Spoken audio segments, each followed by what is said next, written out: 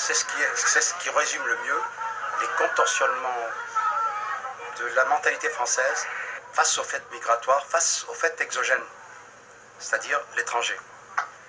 Le bougnoul tire son origine d'une expression de la langue sénégalaise wolof, qui est la langue majoritaire au Sénégal et qui veut signifier noir.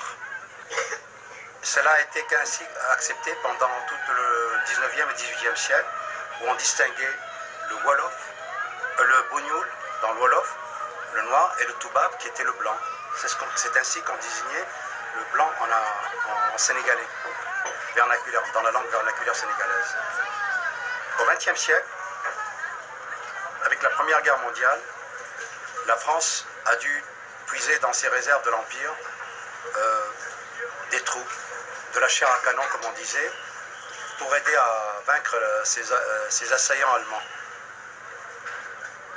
Ces personnes-là étaient menées au front en première ligne, dans des zones à des milliers de kilomètres de leur tropique natal, dans des zones brumeuses et venteuses de Champagne-Ardenne, et qui devaient aller à l'assaut. Donc il fallait d'un côté les garder, les galvaniser, leur ardeur combative, dans le froid et la grisaille, et les stimuler, leur donner un sentiment d'invincibilité. À l'instar des autres soldats français, on leur donnait de l'agnole pour les galvaniser, pour stimuler leur ardeur combative, non pas leur patriotisme.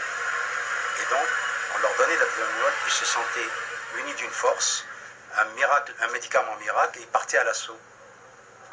À chaque assaut, ils pensaient qu'il leur fallait ce médicament pour y aller. Donc, à Bougnoul, ils réclamaient l'agnole, donnez-moi l'agnole pour y aller. Et donc, à leurs camarades de régiment, on leur disait, ah, bougnoul, ça s'est généralisé. Le mot qui désignait le noir en wolof est devenu, qui désignait tous les basanés, tous les métèques de l'Empire, toutes les piétailles de la République par généralisation, et ça s'est transporté pour désigner tout l'ensemble des populations indigènes d'Afrique du Nord et des territoires d'outre-mer. Or, curieusement, le mot bougnoul signifie à bougnoul, c'est la revendication ultime qui précède le sacrifice suprême. Donne-moi ton alcool pour que j'aille à l'assaut. Et ça a été une marque de stigmatisation. Il en a été ainsi. Curieusement, pour la France, ça a été le seul pays au monde, l'unique pays au monde, à avoir eu recours massivement à des étrangers pour défendre sa dignité, sa liberté et sa prospérité. Aucun autre pays n'a eu autant besoin de main-d'œuvre étrangère pour la chair à canon et pour la reconstruction de son économie. Et aucun autre pays au monde n'a autant stigmatisé ses anciens partenaires de la période coloniale. Cela a été le cas en 14-18 et cela sera le cas en 39-45 et il en sera ainsi de même. C'est le pays qui a le premier au monde donné naissance à la Déclaration des droits de l'homme, le premier, aura été l'unique pays au monde à avoir développé le code noir de l'esclavage. Il a eu besoin de codifier les rapports du blanc avec le noir. C'est le seul pays au monde où il y a ça. Il en sera ainsi constamment. Les surprises de l'histoire ne le sont pas parce que c'est des permanences. À l'égard du fait migratoire, la France a pratiqué une fuite en avant constante.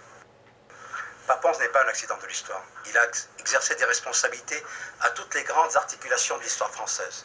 On n'a jamais expurgé le passé français. On n'a jamais voulu regarder ses déraillements, ses dérives. On a toujours voulu, dans une fuite en avant, essayer de gagner du temps. Et ça éclate, ça revient au visage, parce que pour avoir tardé à purger son passif, la France s'est trouvée handicapée en termes de magistère moral. Elle ne peut plus beaucoup donner de leçons. La France va vers un déclin démographique, et un déclin démographique entraînera un déclin démocratique de la France. Donc, tout le problème est lié dans sa totalité. La France doit se faire un effort pour résoudre son problème vis-à-vis de faits migratoires.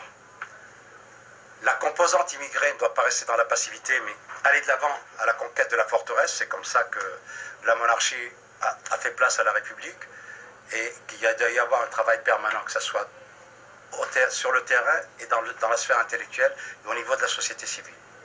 C'était l'essentiel de ce que j'avais à vous dire.